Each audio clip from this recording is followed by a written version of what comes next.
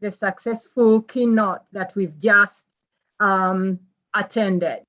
And we would like to congratulate Professor Monica Chibita and to congratulate ourselves and other organizers for this successful keynote. So now to us, we are here for this panel, which is in room 1D, and I'm the chair. My name is Susan Chiguli, and I am from the Department of Literature at Makere University. The panel that I'm chairing is Historicising Humanities at Makere University, panel 4. And we will have 4 presenters. All of them are present here. We will have them in this order. And I will introduce all the names and then introduce the first speaker. We will have Nicholas Sempidia, and we'll have Dominica Di Pio, Edgar Nabtan, and Levis Mugunya. We will have, I have used my discretion as chair to, we have one and a half hours. So my discretion as chair, I suggest that each presenter uses 18 minutes. And then we have 18 minutes for discussion, in the hope that we give enough time for the presenters to tell us a little bit, because we know these are extensive papers, but to highlight for us key features of what they they want to discuss with us. And then we shall try to respond as much as possible. And yes, you can type your questions in the chat, and then we shall collect them from the chat. But we may also give you, I think we will, Mr. Mike Ontende will guide us on that, but we can give people to ask one or two people to ask questions. But if not, we shall collect your responses from the chat, and then we shall have them in those 8 minutes. As we start this session, yes, yeah, I can see Dr. Mugima is typing in the chat that you can have your questions. You can put your questions in the chat as people present, and then we can respond to them. But we may also have people responding verbally. Right. As we begin this session, just a quick comment that I was thinking about this session and what we are going to do, and it reminded me of the last time I was outside this country before COVID-19 quarantined us. On 11th February 2020, we were in Abuja in Nigeria, and Professor Wole Soyinka, the first African to win the Nobel Prize in Literature in 1986, addressed us at the African Humanities Program Assembly as a keynote speaker. And he was talking about history and the importance of history to us in the African humanities. And he drew attention to the challenge that if as Africans we choose to ignore history, others may take the trouble to fill in the gaps. So he said that we have a responsibility to embrace and drive our heritage. He pointed out that the humanities are the ultimate record of human intellect and the root of human survival. And I thought that today, when Professor Chibita urged us to take the bull by the horns and not turn into perpetual mourners, but be able to position ourselves, I thought she was speaking directly about our panels, the fact that we have decided to think and reflect on our history. And in that regard, I'm now letting the first speaker take the floor, Dr. Nicholas Sempidia. is a lecturer in the Department of Performing Arts and Film, and he's going to address us on the topic of historicizing the role of the Performing Arts and Film Department in the development of theater in Uganda. Dr. Nicholas Sempija, you're welcome. And you have 18 minutes. Thank you very much, Dr. Susan. Good morning, everyone. And my paper, Historicizing the Role of the Performing Arts and Film Department in the Development of Theatre in Uganda, aims to anthologize the history of the Department of Performing Arts and Film, which was originally known as MDD, or Music, Dance, and Drama. The study aims to articulate the place of the performing arts within the broader humanities scholarship and disciplines, mainly at Makerere and nationally. I argue that it is mainly through the outreach programs that the Performing Arts Department has trained, directed, established, contributed, and determined the direction of theater practices in the country.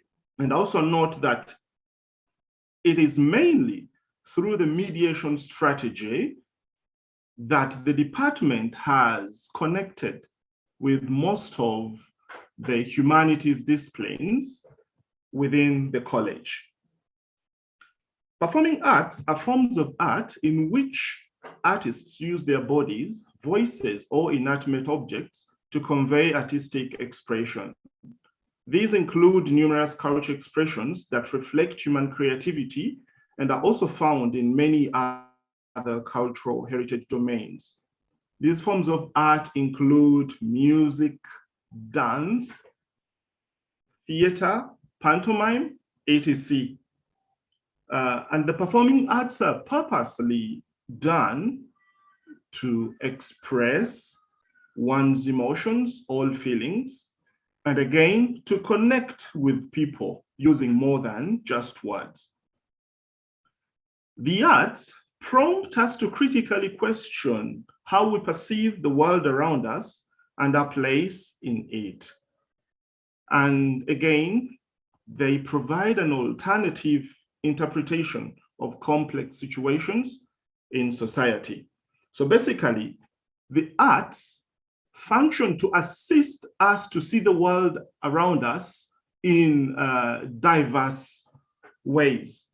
And within the humanities disciplines, one of the central roles has been mediation, whereby the arts, the performing arts, mediate messages that are from the sister disciplines of religion, politics, language, gender, philosophy, history, among others.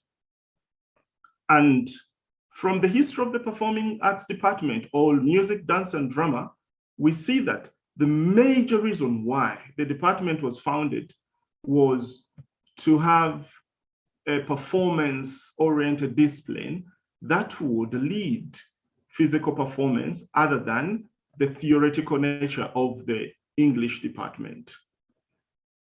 The background, as already mentioned, is from the English department, which was started by Margaret Macpherson and David Cook as early as the 1950s, when they established the Makere Interhall drama festivals. And these festivals served to identify Ugandan performers and playwrights who would later be featured at the National Theatre. Particularly, the university's interhall drama competitions provided a space for the young writers to present their works in public. And it was also a space for establishing themselves within the performance industry. Maybe important to note about these is that they were mainly Western-oriented and performed for the Western audience and not the general Ugandan audience. And no wonder they were at Makere University. Later, in 1964, Betty Baker and David Cook started the Makere Free Traveling Theatre, which was a form of theatre or a platform for stage drama that would conduct outreach projects in different parts of the country. This was another avenue to reach out to people beyond Makerere, and it served its purpose since the traveling theatre went to most parts of the country, including to the near neighboring parts of Kenya and Tanzania at times. These served as the opening or the beginning strategy for the department. And later, with a lot of this and a number of demands coming up, the Department of English decided and started preparing for the establishment of the Department of Music, Dance, and Drama. Among the people who were behind the establishment were David Cook and Margaret McPherson. Apart from Margaret McPherson, there were a number of reasons that acted as precursors to the beginning of the Department of Music, Dance, and Drama. And these included social forces that were within the university and without, that made it inevitable for the department to have a more performance-based Department of Music, Dance, and Drama. And again, there was a growing need for music teachers within the country after the then minister, Luimba Zake, had included music as a subject on the teaching curriculum.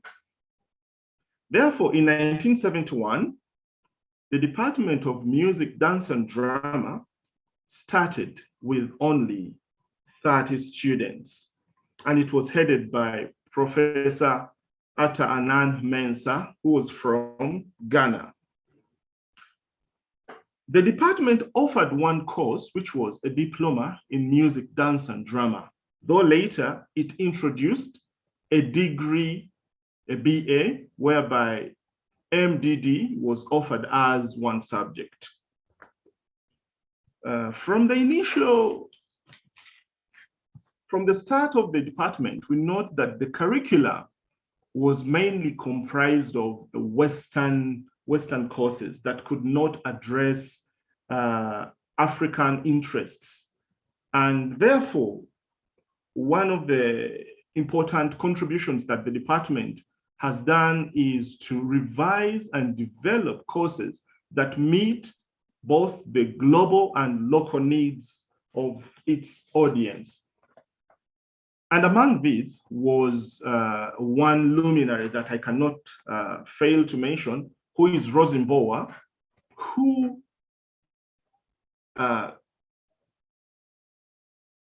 through the mature age scheme managed to convince the university to have theater practitioners out there trained at the university so that they can have they can become professionals. And one of the contributions that this brought was that it professionalized the theater industries in Uganda, and Rosenbauer herself oversaw the growth of the industry and grooming of a number of now great scholars we have in this country. Rosenbauer, again, oversaw the development of capacity at Makere University, including the training of a number of staff members and research, among others. So this is one of the few luminaries that I want to mention. While there are others, I'll not mention names, but we will encounter them during the development and research section where many of them have featured. So the history of the department has not been without any challenges, and I'll just mention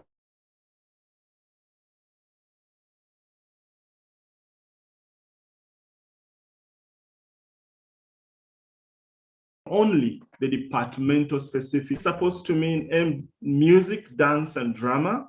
However, over time at the university, they have developed the Musiru Dala Dala concept, which acts against the goals of the department, since it has really stigmatized the students at the department and also affected the way the department has been nationally viewed. It has also affected the enrollment at the department as well as the self-esteem of the students.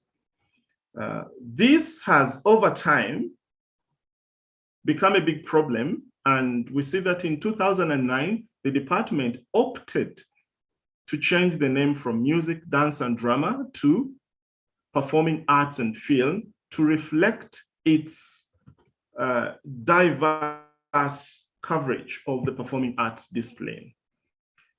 The other issue that the department has struggled with over the last 50 years is the infrastructural embarrassment, as I will call it. The structures of the department are in a very dilapidated condition, and they don't reflect what is offered at the department. So a lot of students have opted to change courses because of the conditions at the department.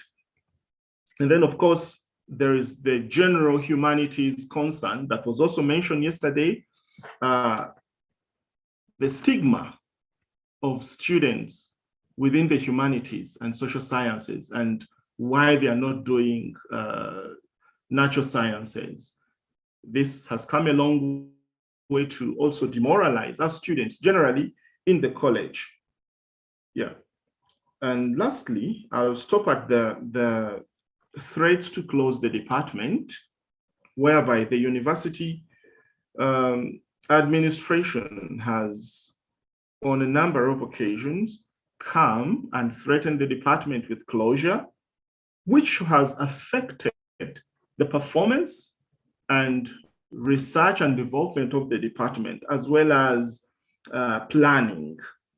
So these are just a few of the departmental challenges that have existed. Now, in terms of development and research, the department has grown in the last 50 years to build capacity from one PhD scholar, by then who was Professor Tan Mensah, to now over 6 PhDs per section, apart from the dance section, which has right now 2 PhDs.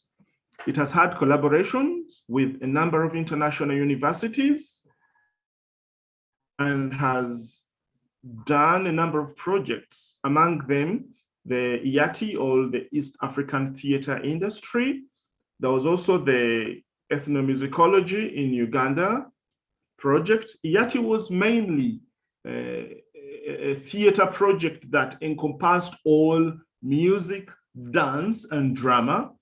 And then the ethnomusicology in Uganda was mainly for the music section, though incorporating all the performing arts. And these have trained a number of scholars. For example, the ethnomusicology in Uganda had 1 PhD trained. It also had a number of master's scholars, around 3. Research was conducted, and 2 symposia were held at Makerere, together with 2 books published out of the proceedings of the research. Over the 50 years, the department has also managed to mentor staff in other affiliate colleges. For example, Chambogo University also managed to start a department of performing arts after the efforts of the Makere staff and other national teacher colleges. It has also managed to influence policy in music, as well as the Uganda National Examinations Board. So the department has been engaged in knowledge production for both immediate and long-term market needs. And the basis of this knowledge has mainly been research conducted through its programs, and other practical-based outreach programs internationally and nationally. The politics of the scholars in the marketplace introduced what we call a quid pro quo pecuniary-based culture that did not critically invoke the values, ethics, customs, philosophies, and traditions on which most humanities disciplines are grounded. Within the arts and humanities and the university generally, the performing arts have played a role of mediating messages. They have amplified what religious studies has been teaching. They have amplified what literature has been saying through the many performances that have taken place, and through the general performances at the university level. Through the general performances at the university level, I think it's Michael to let in the chair. Michael, please.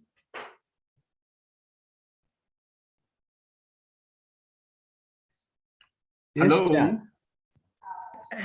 hello. Hello. I was just I was putting in the chat. You have 3 minutes, but now you have just 1 minute. Can you please wind up?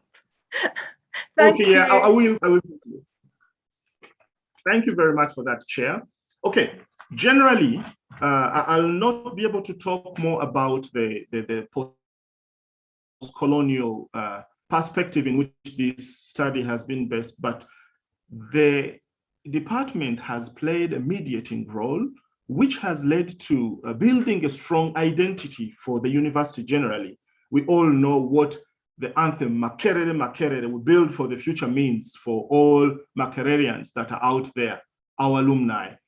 And also for the arts, one of the departments that has featured on each and every occasion is the Performing Arts and Film department. So mediation is one role, apart from the traditional academia of teaching courses, and then research and other responsibilities of the academy. I will end here. Thank you very much. Thank you, Dr. Sempija. Thank you very much for such an articulate presentation. I know you have immense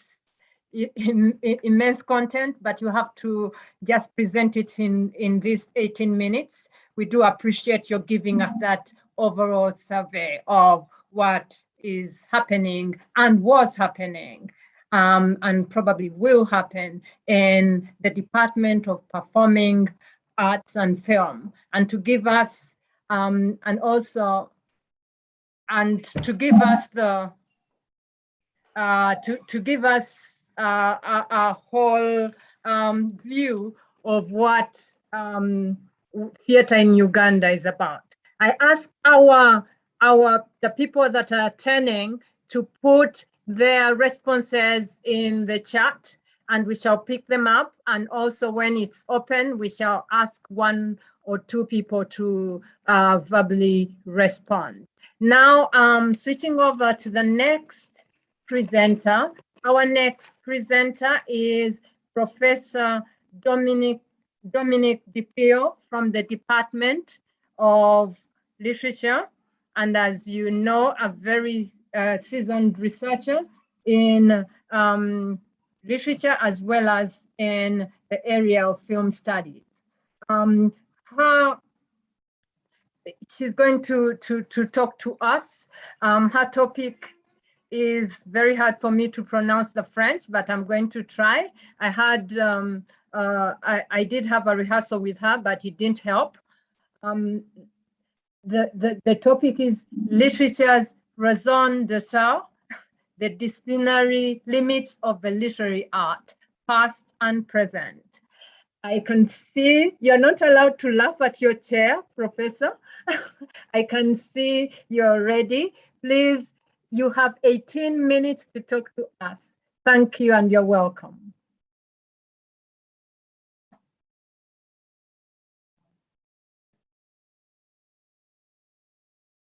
We can't hear you, Professor. I think she needs unmute.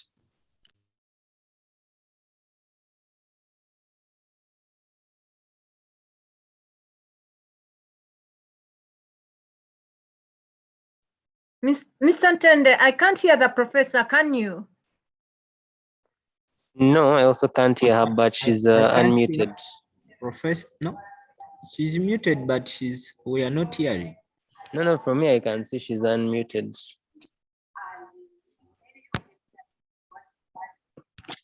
There's something with the voice.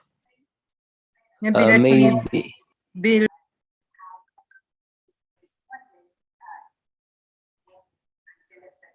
Because I see she's not muted.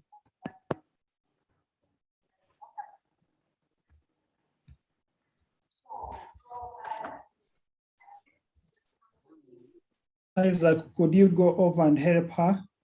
I am very fast. She's not in office. Most likely it could be issues with her microphone. I don't know why, because I see her talking. But she seems like she's in her office. Isaac, no, she's not in. I'm in office. She's not in office. No, she's not in office. Oh. Didi, can you hear us? She can't hear. Maybe I type in the chat.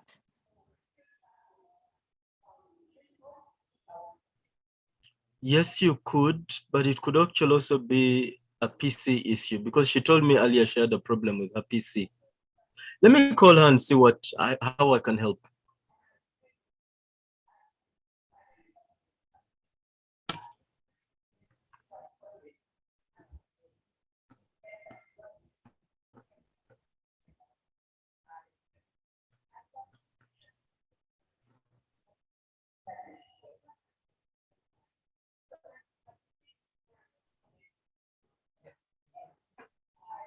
Professor DPO proposes that we go to Dr. Mugumya. I think she has a problem.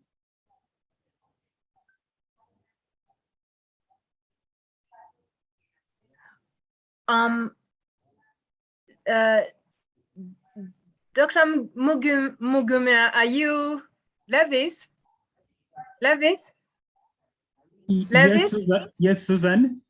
We are having a problem with Didi's, Professor DPO's computer audio.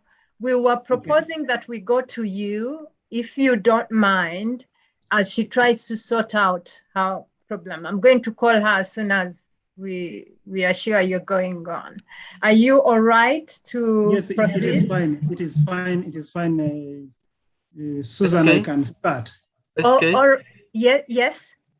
Didi says let's go on to Levis, and she's going to change her computer. Okay, fine. Thanks. We are here with Levis now. Let me introduce you, Levis. I'm sorry, I have to reorganize myself. Because we've had hiccups with the last presenter, we will bring her in again after Dr. Levis Mugumya presents. Dr. Levis Mugumya is a lecturer in the Department of Linguistics, English Language and Communication Skills. And he is going to talk to us in 18 minutes about this topic, from generative grammar to computational linguistics, exploring the hegemony of English scholarship at Makere University. You have 18 minutes and you're welcome. Thank you. Oh, thank you very much, Susan, for those good words. I hope you are able to see my screen. Is that the case? I don't know. I don't see your screen yet. Oh, then I need to. Okay, then that's fine. Let me.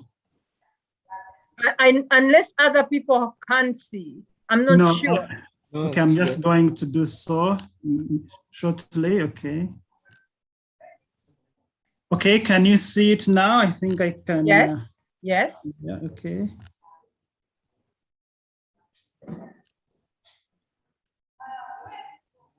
Okay, thank you, Susan, for the introduction. So this morning I'm talking to you about generative grammar, from generative grammar to computational linguistics, exploring the hegemony of English scholarship at Makere University. And just as an introduction, this research is undertaken, under the College of Humanities and Social Sciences project, which is historicizing the humanities at Makere University since 1922. And it is this research project which has given birth to this conference. And the presentation will be historicizing English and linguistics scholarship since the 20s. And I will also look at the current positionality of linguistic scholarship at Makere University. I will identify challenges encountered in teaching and learning linguistics at Makere University. And then in the conclusion, I will reflect on the prospects of linguistic scholarship at the university. The presentation is steeped in a wide range of literature. And these studies explore language hegemonic practices which have influenced mediums of instruction on the continent, which of course date back to the colonial practice in Africa. And we also have literature that talks about language and power, where in the choice of language of education and other functions has always had political dimensions. And we have got a number of scholars that have researched in this area. I need to mention that language enables its users to access political power and exercise it. And it also affords those who possess and command it certain privileges in society, including access to knowledge. And I will be highlighting this as I talk about English hegemony, and later on talking about linguistics at the university. So the methodology that we used in this research was archival. I looked at academic handbooks, annual reports, course outlines, course descriptions. I was able to access minutes of meetings. In addition to this, we also had to carry out interviews with the past and current faculty from the Department of Linguistics and Language, that is African languages. Of course, earlier on it was the Institute of Languages, and now we are into 3 departments. And then we invoked a critical discourse analysis to identify the ideologies, the dominance of certain content in the text that we studied, the continuities and discontinuities of knowledge elements in these texts. Now, I want to begin, by pointing out that English was critical in colonial Uganda because it was prized as a tool of access to civil service. And therefore, it was entrenched in elementary schools and central schools of high grade, and of course, later on in advanced institutions. Therefore, in 1922, when the Faculty of Arts was established at Makere University, at Makere College then, English became a compulsory subject for all students.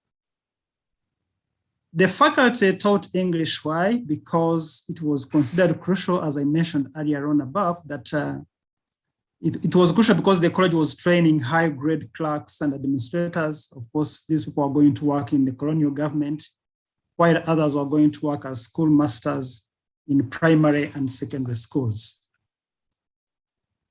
Now, as English was taught, at the university, when I was looking at all these documents, I discovered that the lecturers or the faculty then, they were aiming at perfecting the students' command of English. Of course, this was derived from other policy documents of colonial Uganda, and even after independence, we could see how English was prized. And therefore, the Department of English, which was teaching English at that particular time, emphasized spoken skills. It also emphasized good grammar. I also discovered that the Department of English exhibited a condescending regard for local languages and existing, African scholars. This is one of the sentences, I took from the handbook in 1964, where English, is recognized as a second language of a large and increasing number of their people. So you can see they are talking about their people, not Ugandans, not East Africans. Of course, people who are constructing these handbooks were the colonial faculties that were based at Makere then. But also outside the academy, we could see politicians also entrenching English. For example, Milton Obote said in one of the addresses, our policy to teach more English could, in the long run, just develop more power in the hands of those, who speak English. Of course, English, has never become the language of the majority of people in Uganda up to today. Now, I now want to turn on to look at how linguistics and the teaching of local languages came to Makere University. In 1968, we have got, two African scholars who joined the Department of English in the names of Pio Zirimu and David Rubadiri. And we see an influence in the text. When you look, at the handbooks, you see there is some influence in how these handbooks are being, written. So English is still described and given its proper perspective. However, we also see an acknowledgement of the East African languages and also recognizing the significance of using several languages. Now, in 1967, there was a study which was funded by Ford Foundation and led by Professor Peter Ladd Foged. People who have done languages and linguistics, they are familiar with this name. And its aim was to collect data on the use and teaching of major languages in the region and encouraging the teaching and research in linguistics. Of course, this research later on encouraged the teaching of linguistics and local languages at the university. However, we should note that efforts in linguistics study was already, there were efforts in linguistics study on the continent, especially in Uganda. For example, there were scholars who were involved in grammatization and lexicography works. We have grammar books already in Luganda and Bible translations, as well as grammar books in Runyankore Ruchiga. In 1968, we have got Dr. Carol Myers, who arrived at Makere University, to establish and direct the teaching of undergraduate course in general linguistics. And when she arrived, she was conducting workshops and interesting people to come and join and study linguistics. The curriculum which was developed then, of course, contained elements of linguistic science, but this was supposed to be taught primarily using examples from African languages and other, native languages in East Africa. Now, we see in 1974, the University Council officially established a Department of Languages, and thereafter, there is the teaching of French, German, Russian, and African languages. Although French and German had been established earlier on at the college, I think in the mid-60s, here, they are taught under the Department of Linguistics. There is also the introduction of English language studies in 1974. And then we also see Swahili being introduced in 1974, while Luganda came on board in 1976. And in the 80s, there was the teaching of Arabic and Lingala. These, of course, were later on discontinued after the political turmoil of Amin's regime. And in 1989, the subject of Nyachitala, whose curriculum was based on the existing Luganda and Swahili curricula, was also introduced. Now, when linguistics was introduced, of course, it attracted a number of students. However, English language studies, as I show in my chapter, had more students enrolling for this particular course. Now, we know that in the 80s and in the 90s, there was a problem at the university, and the enrollment in the Faculty of Arts was very low. Therefore, there was a need, to devise means on how to attract more students. The Institute of Languages at that particular moment, like other academic departments in the Faculty of Arts, had the devised means on how, for example, to bring more students on board. And therefore, we see new language elements being introduced in the curriculum in order to attract students to the university. Because of this minimum enrollments, the institute had, to utilize them to attract more numbers.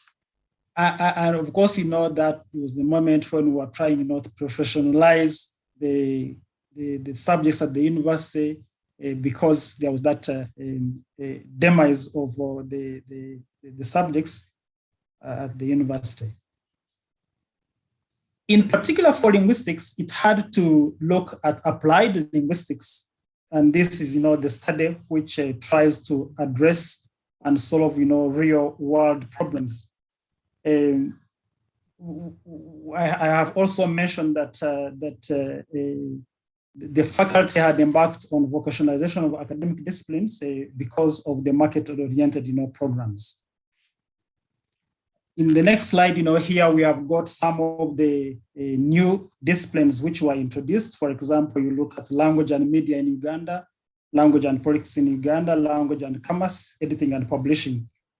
Also, if you look at other disciplines like French, like Uganda and Nishitara, there was, that attempt to bring on board courses which would attract students to their units. Now, I just want to look at the challenges that the teaching and learning of linguistics has encountered over the years. Although we had to bring on board these new language elements, still there has been poor enrollment, particularly in the subject of linguistics, usually attracting about 10, at times 2 or 3 students in first year. And this, of course, affects the teaching space. They do not allocate them teaching space. The timetabling at times is awkward, given times which are maybe at night or early in the morning. The other challenge is linguistics, is seen as a science, and therefore it involves a lot of scientific explanations. For example, if you're teaching phonetics, there is a need, to explain how sounds are produced, how sounds, are perceived. When it comes, to sentence description, there is sentence passing. This also involves, a lot of explanations that are quite, scientific. In semantics, we usually invoke a sort of philosophy to tell students or explain students how a meaning is invoked. And this is usually not conceived as a very cumbersome subject, and therefore most students after their first year, they tend to drop it. Of course, this has also led to the slackening of teaching theoretical paradigms in order to sort of simplify the discipline for students. Of course, I also have to mention that there are very limited teaching materials that we can use to teach students. If you are teaching phonetics, you would need a language lab, but now we do not have those facilities. The other challenge that I can talk about is that we also see limited subject combinations. The framers of this subject in the 60s had envisaged that linguistics could be studied alongside, philosophy, sociology, but even other disciplines in the sciences. But you can't talk of that now. I think linguistics here usually combines with maybe communication skills or ELS. not even, you don't even find students studying linguistics with French or linguistics with literature or linguistics with African languages. So this is a problem. And yet this sort of cross-fertilization is very important for students, but also for the nation, as I indicate there. For example, if we had students studying linguistics and computer science, then it would benefit from programming language, from people developing applications that can be used, to study and understand language. My topic has from generative grammar, to computational linguistics. And at the moment, I think the teaching of computational linguistics started way back. I think it's now about 10 years ago. And there has been an attempt to make sure students take on this course. We have got faculty who have been involved in projects that are in the area of computational linguistics. We have got about 3 faculty members who have worked on the documentation of local and endangered languages. We have faculty who have developed spell checkers for the local languages, especially for Nyankore Chiga and Luganda. Of course, this is still dogged by limited resources, software licenses. Usually these faculties, they use licenses which they came along from the universities. So and once they expire, then they have challenges buying new ones. Of course, they also would need top-range computers and labs which are non-existent. In conclusion, I want to say that the hegemon of English is still here. We still, teach English in the unified communication skills. We also have, collaborative efforts with the medical school. Mr. Ntende, can you please mute Isaac? Can you please mute Isaac? You said you had many accents. Oh, goodness. Mr. Ntende, can you please mute Isaac for us? We are losing minutes. Okay, let me call Isaac myself.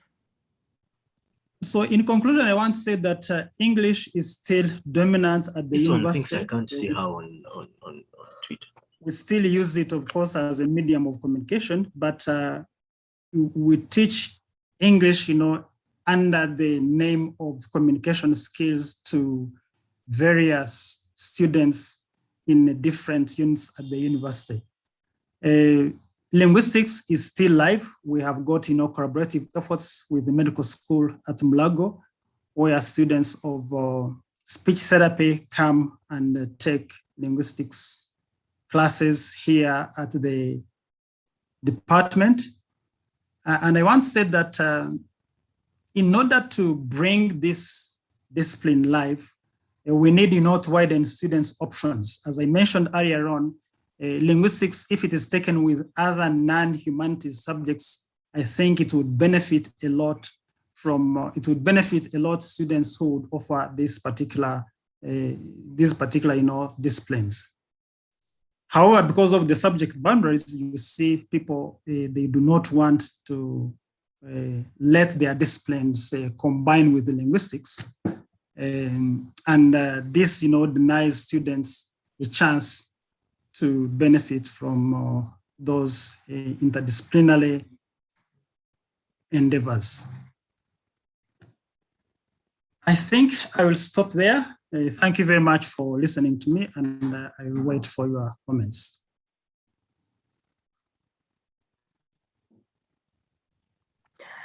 Thank you very much, Dr. Muguna. Would you also kindly stop screen sharing? Thank you. Thank you very much for this. I am just amazed at how much you have been able to cover in 18 minutes. I will ask our audience to, when time comes, to put their feedback in the chat. Now I'm going to bring back Professor DPO, who was who experienced a few technical challenges.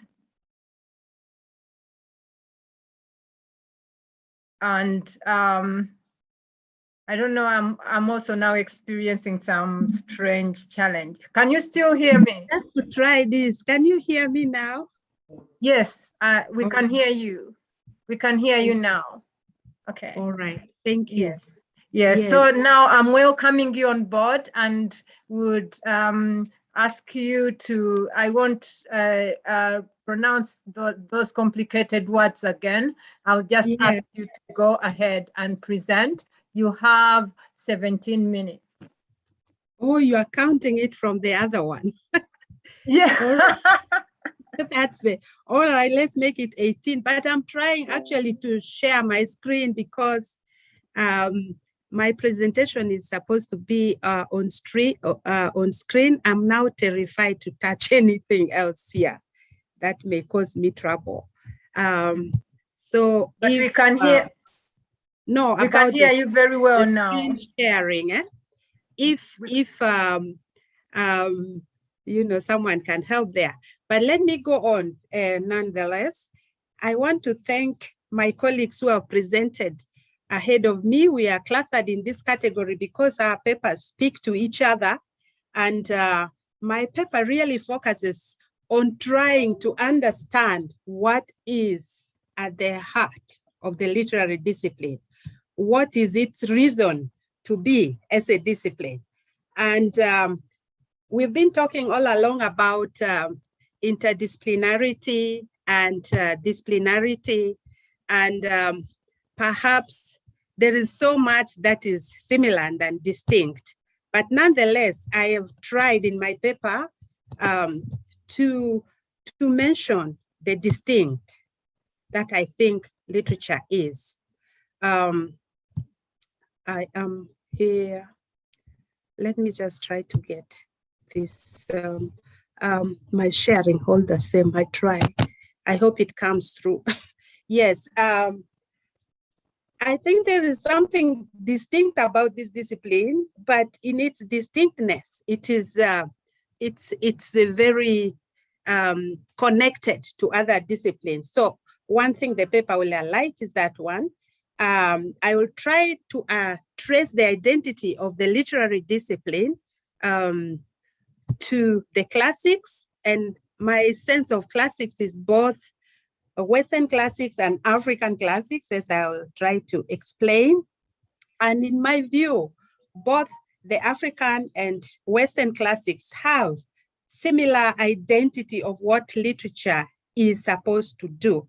And the paper later on assesses the performance of literature in the 60s, especially 70s, and to the present, about how we have continued to build on the histories of the past.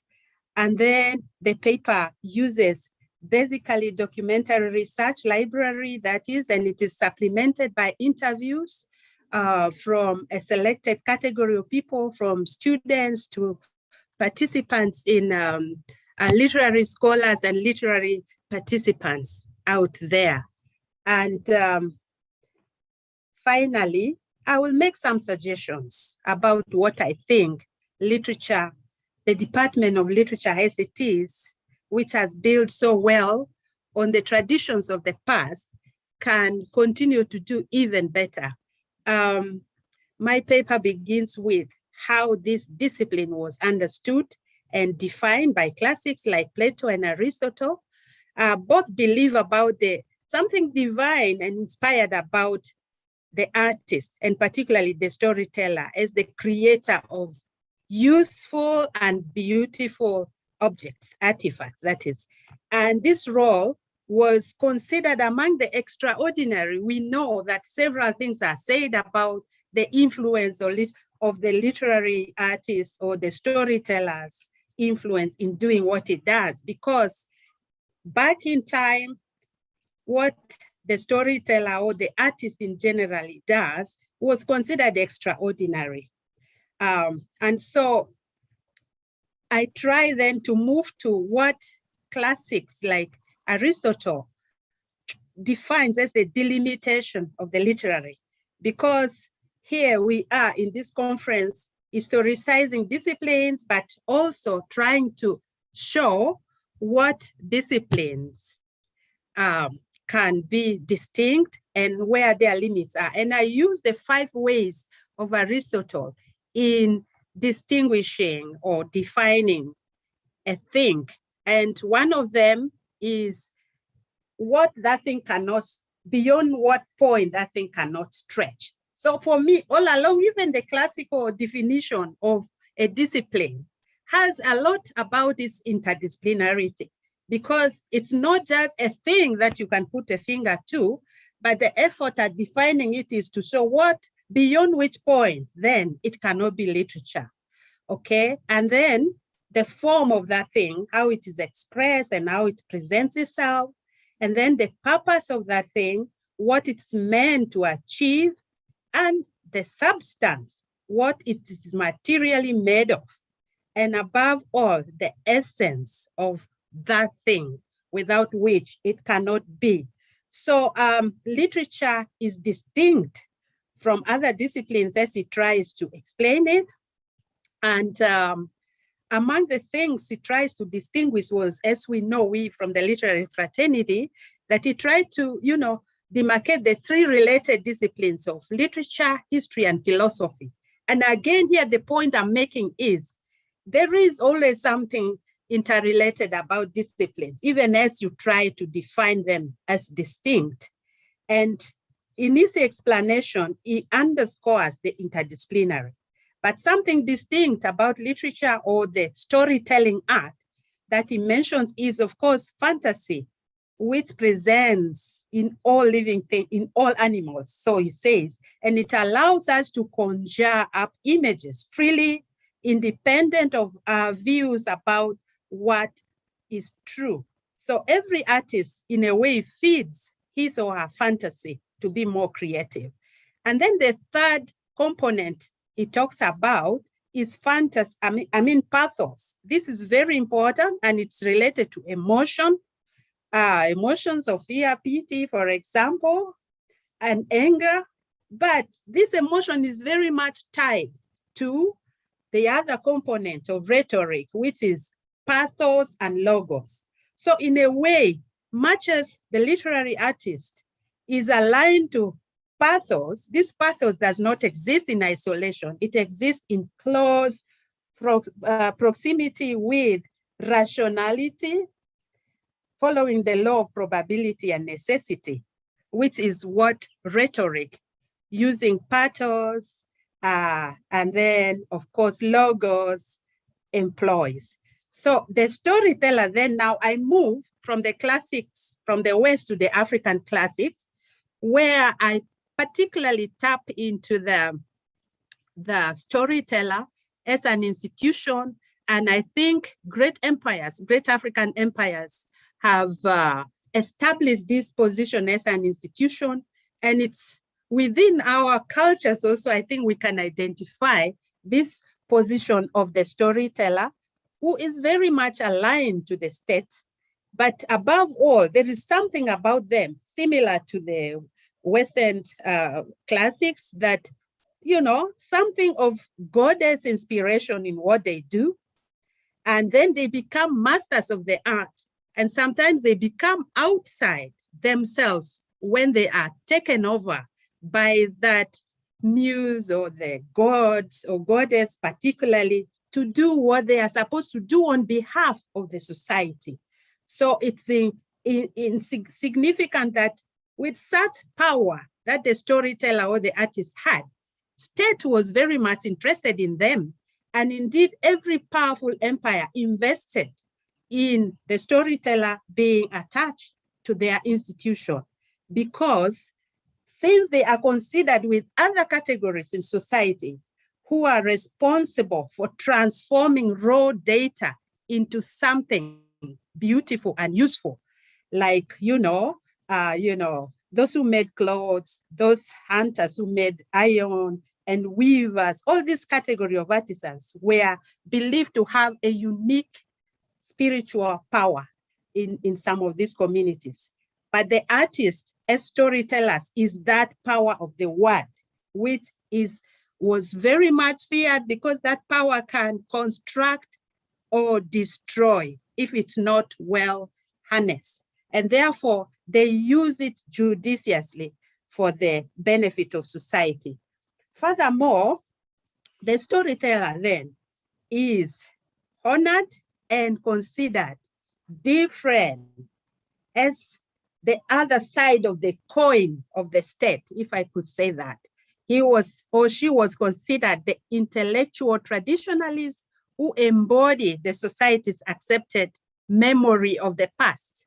It is, let's underline it, society's accepted memory of the past. So to a certain extent, as a historian, he bridges the gap between the past and the present by inspiring the present with the ideals of the past, you know, to help the community move on in its present time. So, however, maybe I should underline that this storyteller presented stories in a much more romanticized manner, and because he selected the stories.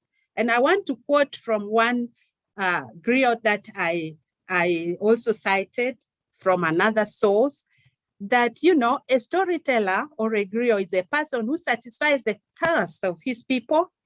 The knowledge that the person speaks of fills the hearts of the people, just like, you know, food that people eat please children.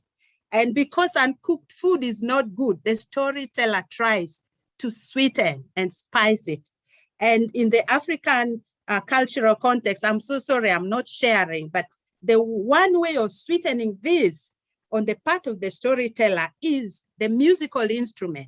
So right from this point, we see the synergy between music and the musical instrument and the storyteller who is telling the stories of the past, combining an interdisciplinary component of at once being a poet, historian, musician, philosopher, and public intellectual. So I want to now highlight in this state the checks and balances in the traditional classical sense that was established to moderate the relationship between the storyteller and the poet and the state. Those who proclaim, there are three types that one scholar pointed out that I cited. That one, they are storytellers who proclaim the master's honor, because a master who occupy the position of power and leadership must be honorable. That's the value.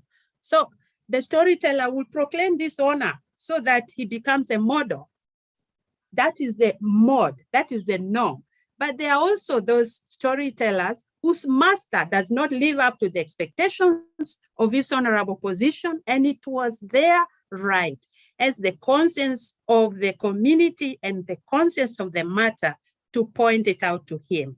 And third, there are those who are aware of their master's weaknesses, but because you know that these are institutions attached to the state, because they live off what the master gives, they do not tell the truth. And of course, in history, these are not the category of storytellers who are sung and talked about.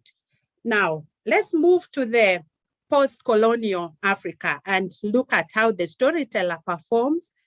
Well, there are continuities in this tradition of the griot or the storyteller, but who continue to tap into the rich oral history, and they are positioned still as public intellectuals who are reinterpreting history in a non-romantic and more critical manner. And they confront also some of the official and well-crafted myths that serve special interests, especially of power. So located within the community, but they celebrate their individuality as agentic voice, often with activist postures to inspire, challenging, and to challenge society to find the truth, you know. And in other words, the contemporary storyteller is what, like Kokot Babitek says, another ruler, an artist. And so his rule is therefore different, just like in the traditional sense, the storyteller, the griot, did not participate in war because it was way important to die in battle, since somebody has to tell the story to the next generation to inspire it to its greatness. So in the same way, Okot Pabitek talks of the artist as a different ruler. Now let me bring in a closer sense another dimension of the literary scholar that Ngugi talks about, which makes him, although in the traditional sense he was part of the state, but it was still a different institution. And Ngugi goes ahead to talk about how this institution really is irreconcilable with the state. And he identifies 4 things that makes it irreconcilable. One is that both the artist and, the state are kind of creators, except that there are different types of creators. The artist is a transformative creator, and this is consistent with what I mentioned about the classical era of African artists who transform raw data into something that becomes useful and beautiful. So the artist remains transformational, using its word in a transformative way to often, challenge the status quo, whereas the state really is, you are more linked to the status quo. The second point that Ngugi talks about in Pen Point is that what he calls the Socratic Principle, which is the art's role to ask questions. And sometimes these questions are humanly, they're human, but they're awkward. But that is art's way of being, to ask those questions. And of course, this often is irreconcilable with what the state stands for, which is to answer all questions. Some questions are not easy to answer, as we know. And then the third principle Ngugi talks about is the Andersenian aspect, which is, again, art, speaking truth to power, and the courage to say, the emperor is naked, which again, a repressive state cannot stand. And finally, Ngugi talks about art's role as providing voice, which is the empowering role of art to give agency to ordinary people, to raise consciousness, and so on. So that also is just like, Prometheus, stealing fire from Zeus and giving to the people to enlighten them. That is what art does. And of course, we know what happened to Prometheus. The result is, conflict. But let me say, as I come closer towards the word, that it has not always been conflict throughout. In the history of Africa, we have seen moments when the state and the artists have been bedfellows. And I try to draw attention to something interesting about us here in Makerere, that at one time, all our 3 key national leaders, Obote, Julius Nyerere, Mwalimu, and later also Museveni in Tare, are people who have participated in staging Shakespeare, Julius Caesar. So that is, for me, something to say, really, as we are today, we see this tension between the storyteller and the current state, current president. If he so loves Julius Caesar and he featured in it, is it just really saying that we are not useful, or is it really something else that we are challenged to identify and overcome?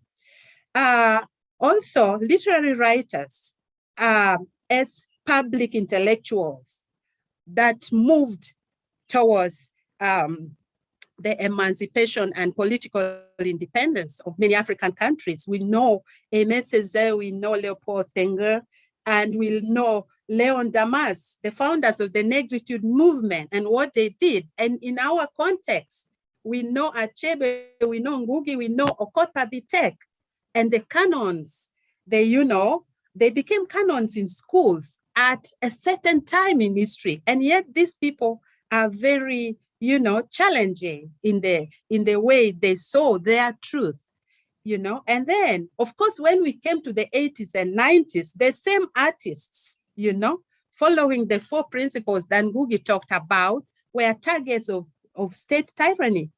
But They were targets who were still doing their own thing of telling the artistic truth. I can see SK's so now, what about moments when art and state bed follows in our own context, in our own department? We have seen a lot of that, how several of our own in Uganda and literature department at Wangusa, Okurut, Lori Ochen, Opondo, Don Wanyama, all these are our own who are serving. So there is really a kindred relationship, which is, of course, used selectively, but it will never make us feel that we are useless, because this alliance has been there from the start of time. You will have seen a picture of Museveni in his own book. Now, quickly, Makerere University and the arts are very important. They were key moments in Makerere University's history that I highlight in this paper that saw what happened in the past as remarkable, but we are not living in the past. We are building on the past. And I highlight quickly 5 key moments. One of them is the 1962 conference. I will not elaborate. And then, of course, another one is the court's publication of the epic poem. I will not elaborate. And then the other one is the path-breaking change of the name of Department of Literature, of the English department to literature. I will not elaborate. And then, of course, Ngugi's staging of the Black Hermit in my paper. And then finally, the coinage of orature. So what I'm trying to highlight here is the Department of Literature has been phenomenal, and in present times, we have continued to build on that phenomenon. Recently, we have celebrated Okot Bitek 50 years, Song of Lawino, to show that this is a vibrant tradition, and to date, literature has continued to adapt. Each of the scholars that went abroad to study came with their own golden fleeces to energize the department, as is evident to many. But also we have the challenges of numbers in the department. SK, I must stop, right? Hello? Hello, sister, you must stop. Okay, thank you. Let me then stop. These are all elaborated, how we have adopted and how my conversation with the younger artists who are performing in Kampala here is challenging us to do something differently, and how I must quote on the issue of interdisciplinarity and transdisciplinarity that has been the echo of the first keynote and the last keynote. And I quote from finally Sylvia Tamale, who says that a transdisciplinary approach raises above disciplinary boundaries and juxtaposes disciplinary perspectives, etc., etc. Let me stop there. I don't want to be disrespectful. But the point here is that we really need to go back as we prepare to celebrate 100 years of Makerere to revise, to see where we can come back, to see how we can be more impactful. I think the then was more impactful because they were a lot more solid. They were not operating in silos. And all our kindred departments that we gave birth to over the years provide for us possibilities for more collaborations and synergy. Thank you so much for giving me extra time. I appreciate, Chair. Yeah. Thank you. Thank you, Professor Dipio. Thank you, sister, for the presentation. Because of the interruptions we've had, we have lost a lot of time. In fact, now we don't even have time for people to respond to the presentations, but I hope they'll put their responses in the chat. We now even just have 14, I think, from my calculation, 14 minutes for Dr. Nabtanyi. So Dr. Nabtanyi, you're welcome to present. He's the head of Department of Literature, and his topic is peripheral archivists, alternative historicizing of the 1960s Ugandan violence in Pinpoint. You have the floor, Dr. Navtani. Thank you, SK. Maybe to add on the Vitiwa, you could also add head of department and Tata Esther Kimberly Mutonyi. Hey. Wow, congratulations. Congratulations, that we did not know. Okay. Right. I'm trying to make use of my time because the most important things have been said. So I will start by thanking the panel for such a wonderful and delightful excursion into the history of the Department of English. I would also thank them right at the start. The different the reviewers and the different commentators who have commented on this paper since its genesis. As the chair rightly observed, this panel really speaks itself because it is anchored in the English department of Makerere University. While Dr. Sempija has ventured towards an offshoot of the English department, and Dr. Mugumya has looked at another offshoot and their contributions to scholarship, and Professor DiPio has looked at the department's intellectual agenda and trajectory over the years. I thought I would look at, as my title suggests, a peripheral aspect of the department, and here I'm basically zeroing on what I would call extracurricular aspect of the English department. Of course, the most glamorous and the most written about has been the Makerere Traveling Theatre. However, one of those extracurricular aspects has not received critical attention, and here I'm talking about Pinpoint as an innovation and as a platform curated and hosted by the English department to do particular work in the area of scholarship. So this paper explores the contribution of Makerere University's literary magazine Pinpoint to the Ugandan decolonial debates of the 1960s.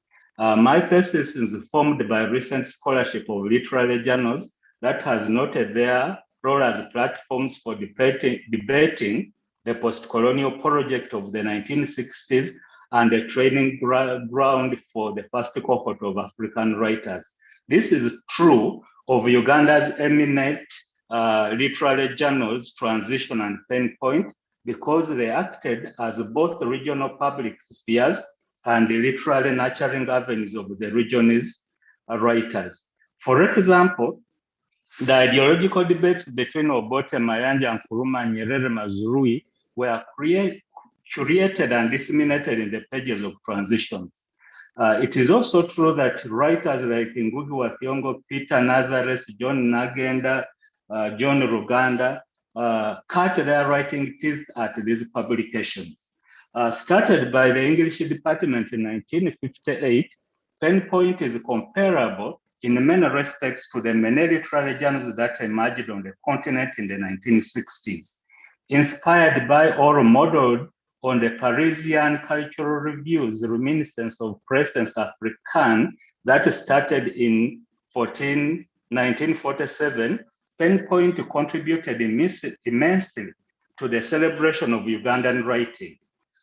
This point is valid if we compare Pinpoint's outputs to other journals of the 1960s, such as Black Authors, Drum, Transition, Dana, Darlight, Nexus, Mazalendo, Ghana, Busara, and Opike, in whose pages the pioneering cohort of African writers critiqued the post-colonial African society. Unfortunately, Penpoint has not received comparable critical attention in spite of its position as an important avenue of intellectual and nationalistic debate in the Uganda of the 1960s. This is perhaps because transition has overshadowed it by emerging as the undisputed literary and intellectual journal in Uganda in that period. I seek to cure the above cited ellipsis by centering the question, what role did Penpoint play in the decolonization debates of the 1960s? My exploration of the contribution of Penpoint in the decolonization debates of the 1960s is anchored on 2 points. First, the universal didactic role of a university as a center of teaching, generating knowledge, and performing community outreach presupposes that its intellectual and scholarly outputs are disseminated in pages of its publications. Second, the much publicized golden age of intellectualism at Makerere University coincided with the publication of Penpoint, and therefore some of these debates should and could and actually did seep into the pages of Transition and Penpoint. Therefore, if university-based literary magazine can act as a conduit for the transmission of the intellectual capital produced at a university, then what contributions did Penpoint published text provided to the Ugandan post-colonial debates of the 1960s? I propose to bring to critical attention the issues that Penpoint published text of the 1960s grappled with. I subject selected text set at the most tumultuous point of Uganda's post-colonial moment, the 1966 crisis, to textual analysis within the theoretical framework of new criticism, to argue that Penpoint was an important platform at which post-colonial Ugandan debates were curated. I argue that reading selected Penpoint published short stories and poems foregrounds the role of Penpoint in the late 1960s Ugandan public discourses. I also excavate Penpoint from the shadow of its much popular cousin Transition by foreground its unique insights and contribution to the debates of Ugandan late colonial modernity. Granted, most of the debates about colonial modernity and post-colonial dystopia between Ali Mazrui, Julius Nyerere, Abu Mayanja, Wole Soyinka, Chinua Achebe, Milton Obote, Kwame Nkrumah took place in the pages of Transition. However, it is plausible to argue that some of these issues were tried out and or overflew into the pages of Penpoint. If David Cook, the renowned Makerere literature professor and editor, believed that, I quote, many of the students in the English department were reading English literature with an eye to writing themselves, Elder, 1993, page 51, what themes and tropes were they experimenting with? Furthermore, if the English department was a breeding ground for the next generation of East African writers in the 1960s, what thematic concerns and stylistic issues animated their work? Given that Cook was not only the professor of literature, but perhaps someone who curated the region's best art and mentored its most renowned and revered writers, his observation that students of literature at Makerere were plotting their writing careers as they engaged with the curriculum attested to the important role that Penpoint played in giving these upcoming writers an opportunity to publish their work and test their ideas. This is further underlined by the list of East African writers who debuted in the pages of Penpoint. The above point recalls Elder's observation that students' journals provided a forum for budding writers to test out their talent, and that virtually all major authors in English-speaking Africa today were first published in local periodicals of limited circulation. They wrote for their peers rather than for international consumption. Although Elder's tone seems disdainful towards the student writers, their publication outlets, and audience, I read her comment as validating my argument that Penpoint was an important discursive platform in the Uganda of late 1960s. It is plausible to argue that these writers critiqued the iniquities of the post-colonial moment. This paper builds on the highlighted literary fostering role of Penpoint by signposting the following questions. What issues and themes animated Penpoint published works of the late 60s? What tropes, motifs, and techniques emerged out of these trials in the university-based literary magazines? An exploration of these texts published in Penpoint offer us insights in the topical issues of the epoch, the themes and stylistic features. Penpoint published text representative of the English department's contribution to literary and intellectual debates of the 1960s. These and similar questions justify my hypothesis that Penpoint purposefully engaged in the Uganda intellectual and literary discourse of the 1960s. It is unsurprising that Penpoint published text contended with the violence that engulfed Uganda at that time. I read Sadu Somaji's The Judgment, FX Masunzu's A Court Martial Case, Noah Sentongo's The Cyclist, Eli Meskere's The Burnt Cottage, and Proskovia Rwachaka's The Wind as fluent chronicles of Uganda's troubled history. This is because the above-mentioned writers paint truthful images of Uganda's political constitutional crisis of the 1960s. I borrowed a photographic metaphor, the snapshot's double meaning of a process of capturing and freezing a moment in time for posterity, and an artifact that is captured and recorded, to argue that the selected text documented the violence that engulfed Uganda in the 1960s. I deploy new historicism as my reading theoretical framework and close textual analysis as my interpretative methodology of the selection of Penpoint published text to pass out the modes of violence and appropriate registers that this cohort of writers deployed in their works. My reading of how Penpoint acted as a canvas for historical analysis and documentation of the 1960s is guided by Charles Bressler's argument that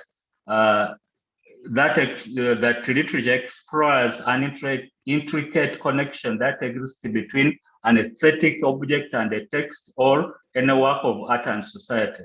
Bressler's key argument in the above quotation is the intersection between fiction and society. He suggests that there is a connection between a work of art and the society in which it is either produced or which it discusses. This makes literature and history complementary, not merely in that they are both testaments to man's growth and through the centuries, but in that they are products of a common vital urge on the part of human being to explain the intangible forces of life. Placing Bressler in conversation with Taylor, I examine how Penpoint published text responded to and engaged with this particular historical moment. Sumaju's and Masunzu's short stories, namely The Judgment and the Court Martial, and Proskovia Rwachaka's S.A. Meskere's, Marilyn Githaye's, and Noah Sentongo's poems, The Wind, The Burnt Cottage, Is Judgment Come, and The Cyclist are perfect examples of history and literature as complementary, not merely in that they are both testament of man's growth through centuries, but in that they are products of common vital urge on the part of human beings to explain forces of life. While some of these stories use realism as their narrative strategy, others use allegory to provide accurate snapshots of Uganda's late 1960s political constitutional crisis. The two narrative perspectives that the selected author underscore the importance of literature in reconfiguring historical reality. As I conclude, I argue that this Ian, offer conclude very quickly because of our problem. Alternatively powerful insights in the theme of violence in Ugandan literature. Musanzu's realistic depiction of how greed and unbridled power is excited with untold pain on innocent victims in a court-martial case coheres with a metaphorical rendering of the same theme in Sentongo's Cyclist, Rachaka's The Wind, El Masquere's The Pant Cottage, and Somaju's Judgment to expose the theme of violence in Ugandan literature. I will stop there. Thank you, Chair. Thank you, Ian, and I'm very sorry we just gave you 14 minutes. That's the reality because of the interruptions we had. I would like, because we don't, we have 2 more minutes that have been graciously given by the people managing the time. I would like to thank all our presenters for the insights they've given us in terms of positioning and historicizing the different departments that they were handling. There are some pertinent questions, and some of them are in the chat. So I think there was one question in the chat, and I would ask Dr. Mugumya to take it away. If there are any other questions, could we have them, and we'll take them away to reflect on. I wanted to also ask Dr. Sempija to kind of think over the fact that the documents we have say that the English department officially started in 1948. You are talking about it starting in the 50s, so maybe you need to cross check. I also did not hear anything about theater for development, a methodology that was so very prominent in the 80s and the 90s. Up to date, it's just that COVID-19 has interrupted that. And I also would ask Dr. Mugumya. There were a number of key players in the Institute of Languages that I thought the names would at least come up in a group. Professor Walusimbi, Professor Ndolerire, Professor Mukama, and Dr. Kasalina Matovu. I wondered whether those come later and you didn't have time to talk about that, the introduction of secretarial studies, etc. I suppose those things do come later. I know you focused on linguistics, but these were happening within languages, and how did they relate to this? Okay. Okay, I was just going to tell Professor DiPio that I know she summarized everything about the department at the very end.